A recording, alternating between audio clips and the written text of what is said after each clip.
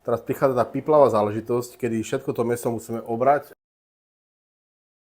No ja momentálne som špinavý ako taká sviňa, pretože nemám zasteru. Samozrejme každý výpek ešte vrátime späť.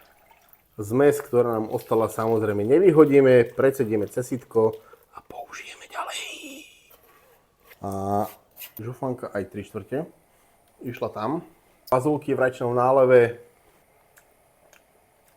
Obrovská hrst petrožnej vňate plus pažitka. Pomýchame.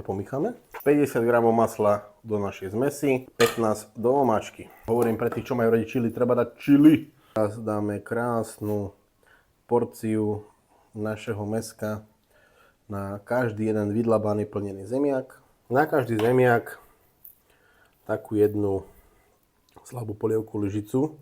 Pred záverom ešte prelejeme milimetrom našeho výpeku alias demiglasu z divočáka. Ten syr tam netreba dávať, ale viete, väčšina ľudí divina, problém, toto.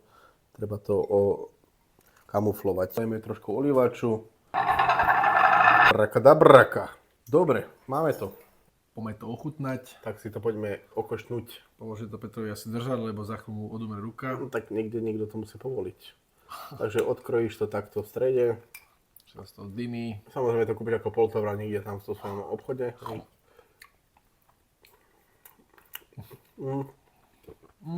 Je to presne divina, tak ako si robíš doma väčšinou. Toto naťahuje. No, zaujímavý recept. Vyzývam všetkých polovníkov, nech si to vyskúšajú. Zopakovať.